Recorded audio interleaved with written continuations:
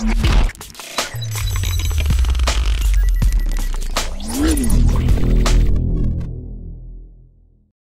going to do the full review of the OnePlus 2 phone. I was using this phone for about like 2 weeks, and so yeah, let's just quickly start off this review from the build quality.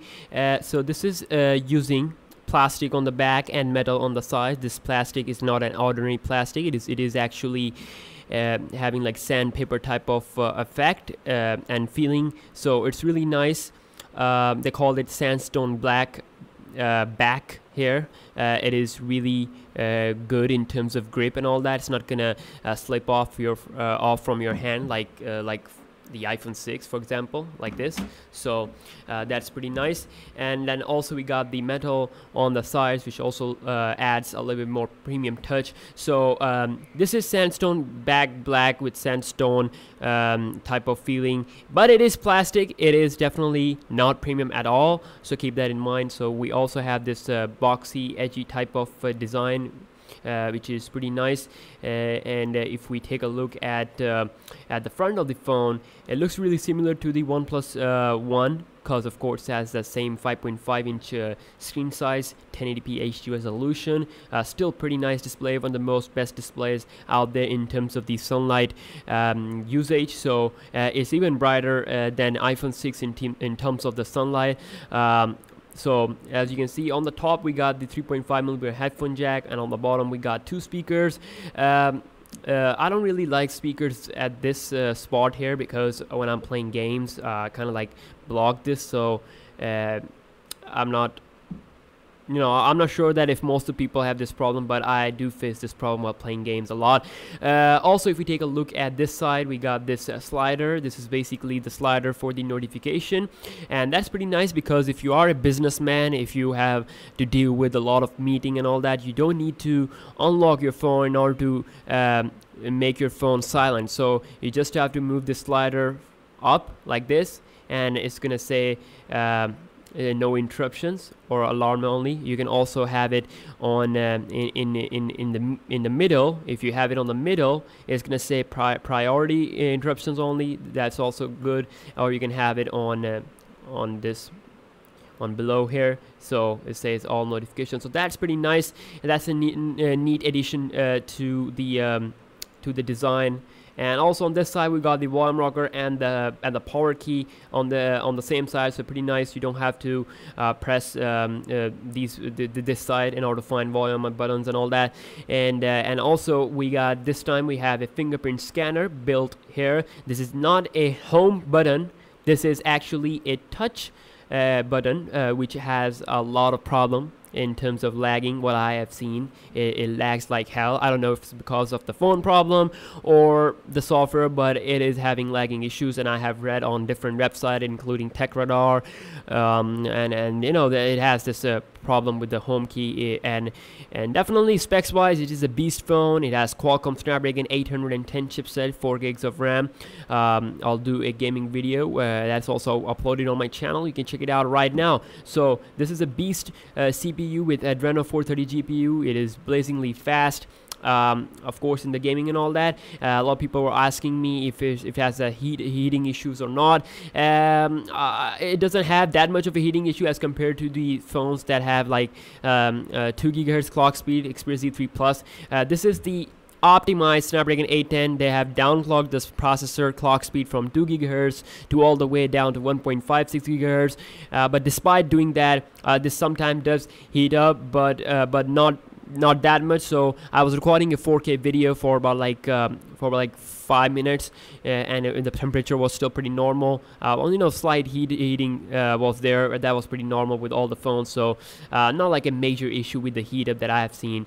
Only a few times when I played this game, WWE Immortal. So that's that. If we take a look at the software, this is having the its own Oxygen 2.0.2. This is the latest update that I got. This is actually I bought it from telemod.pk because I live in Pakistan, so I bought it from telemod.pk, and it actually came with a Chinese software, so I had to install manually the Oxygen OS. So it looks pretty awesome, pretty dope, and it is very similar to the stock Android, as you can see, running on top of Android 5.1.1 Lollipop.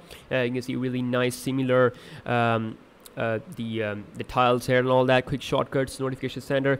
If you check out the about phone, and as you can see, 5.1.1 Lollipop, and also that is pretty nice. And with the software, if we check out the storage option here that we have, and this is the 64 gigabyte model with 4 gigabyte of RAM, and I have only 54 gigabyte of total space on this phone out of 64 gigabyte. I mean, the software will take around 10 gigabytes, so that's pretty insane.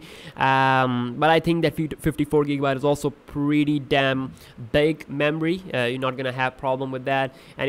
So I have a lot of applications installed, a lot of big games, but still around 33 gigabyte is available, so I can even have some big movies, big TV shows on this phone, so that's pretty nice. So even though this is very close to the stock Android, does come with its own nice tweaks and all that. If we check out here, it is of course a dual SIM phone, SIM cards. I don't have any SIM card at the moment. I removed it, but also if you insert it, you will get the options there. If you click on more, it's a normal Android option, nothing too much interesting. Here we got the buttons option. Now this is pretty nice because these buttons, some people don't like it. If you don't like them, you can enable the on-screen buttons. So when you enable them, these buttons will turn off. So it's up to you whether you want to enjoy these buttons, so you can turn them on. So that is just up to personal preference. Also, you can have some custom actions like a long press action. For example, if you long press this button, it's going to open up search assistant. I can also have it on open camera because I was a Galaxy S6 user, so I did miss the quick launch feature, so I can use this one to open up the camera pretty quickly. So if I hold it like this and it says camera, I do have two applications, so I'm just gonna click on camera and always, and as you can see, it has opened up the camera. That is pretty nice. So yeah, we do got the buttons option to have some our custom stuff. That's pretty nice, pretty helpful. Also, we go back and check out the gestures. That's also a pretty nice, pretty awesome feature here. First of all, we got the double tap to wake if your device is lying like this on table. If you are a guy like me who love to use phone while lying on the table, then you can just double tap on the screen and it will just quickly show you the lock screen, and then you can quickly see the notification, time and all that, battery. So that's pretty nice. Also, we got the camera shortcut. So if you're on the lock screen and if you really want to open up the camera quickly, so you need to draw a O. So this O gesture will open up the camera immediately. That is extremely awesome.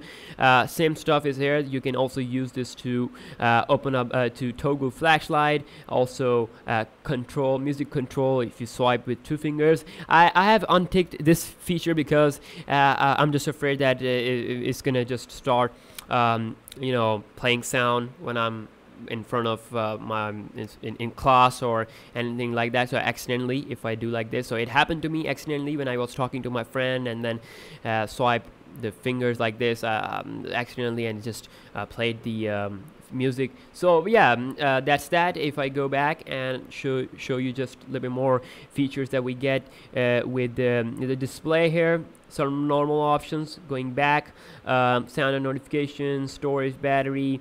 Battery, of course, we do have the full battery information here that you can check out. You can also change the battery percentage icon on the top here. If you see, I can have it on battery bar. I can also hide it completely. I can have it on battery percent. That's pretty nice. And I can also enable the battery saving mode. I can enable it right now, but of course I don't have I do have 39%, so it will enable it itself if it is gonna reach at 15%. Also, we do have the customization. As you can see, I'm having a dark mode. You can have a light mode, and now it's really similar to the stock Android. So I'm just gonna go back to the customization, where you can also change the LED notification light. light on top that is also pretty amazing. Pretty similar to some things that we get with the Cyanogen mod or CM12 if you're familiar with custom ROMs. Going down, fingerprint scanner here. I told you I do have the fingerprint scanner. I'm just gonna show you my thoughts with the fingerprint scanner. It is pretty nice, but sometimes it does take some time to recognize. Sometimes, you know, it is just related to the software. I'm pretty sure OnePlus will going to fix it after some time. We got security, app permission, normal Android options, and again. So yeah, it's a really nice experience with this UI. I think that with this software, with the pure look and all that, plus the Snapdragon 810 and 4GB of RAM, I think that this should be performing. This phone should perform like really fast. But it just it just not that much fast. I mean, the way that you expect it to be fast. So I mean, if I open up the messaging application, you can see the slight pause there. That's not there on some of the Samsung phones like Galaxy A8. So I suggest that you should check out my comparisons that I will do, and I have already uploaded some of them. So I suggest that you should check them out, so that will answer a lot of your question. So yeah, I mean, I'm definitely not impressed overall by the speed. I think it does need some optimization, but yeah, it has all the potential to be the best, to be the real flagship killer and all that. And if we take a look at the phone's benchmark score, speaking of the benchmark score, I actually took a screenshot, so I'm just going to quickly show you here. So it has scored 61,170. To be honest, when I first unboxed the device and then I went into my air conditioned room, cool room, and then I ran a benchmark, it scored around 50,000 something, but after using it for 2 days, and then I have started off the benchmark, and it scored 61,170. And one of the best thing here is it's a 3D score. If you take a look here into the GPU score, it is 21,244. One of the most best score that I've seen. I will compare it with the Note 5. It's gonna be awesome, a comparison that I will do. So really awesome benchmark score, and it does get heat up after doing a benchmark, but I think that's pretty normal, and it's actually getting a little bit heat up at this moment. Not that much, but still it's pretty normal to me. Then also, if you guys have received a Chinese version of OnePlus 2, you can check my channel out for the tutorial of how to install the Oxygen OS. Now if we take a look at the camera, this is coming with a 13 megapixel camera with dual LED flash and the laser autofocus, and I mean, this is the best phone, one of the most best phone with the camera that can produce DSLR quality photos. You also control you can also control the exposure with this ring. We got the panorama, slow motion, time lapse. You can also go into video mode, where you have same type of options there. You can click to this key. You can record 1080p, 4K, and 720p. Of course, if you are my subscriber, you already know that I will going to compare the camera test with other phones, and also you might want to check out the 4K test that I did. But yeah, this is a pretty awesome camera. Can take pretty nice pictures and all that. I'm just gonna switch to the photo mode, and as you can see, it is really nice in terms of photo quality and all that. But as you can see, it's not that snappier. It does take some time while capturing the photos, but overall it is nice. Front camera is 5 megapixel, but to be honest, it is not that good. You can't really expect great selfies with this phone. It will perform good and outside, but it is really bad when it comes to the indoor selfies and all that. So yeah, that's that. So we're just gonna go back, and I'm going to show you some of the pictures that I captured. I'm just gonna go back, and in my main photos, camera, and I have captured some of the pictures that show that will show you some dope detail here. Wow, this looks really stunning. I'm not sure if you can see it through camera, but oh my god, looking so goddamn awesome. Wow, this is really nice. I mean, focus is really nice, really strong. So yeah, I suggest that you should check out my 4K camera test that I did. Lastly, if I talk about the battery, it has like 3,300 mAh battery, and based on my usage, this phone gave me 17 hours straight. And then it just ran out of the battery. So I charged it, I used it, Facebook, Wi-Fi, music and all that, some few games, tests and all that, but after 17 hours it just completely died. So yeah, that's the stuff, almost 17 hours that you will get out of this phone. So yeah, I hope you guys enjoyed this comparison, this full review. And my thoughts is that this phone is good. This phone is really nice. About the price point that you're getting, it's about like almost 389 for 64 gigabyte model and 329 for the 16 gigabyte model. So I suggest that you should spend money on the 64 gigabyte model. It is really nice. It is that they're saying that it's a flagship killer phone, but I think that it's not a flagship killer phone. There are a lot of things that need to be fixed on this one, but it is a good choice. It's really good phone for, if we take the price in our mind, you know, the price point wise, it is really nice, really good, but I think it's not the flagship killer.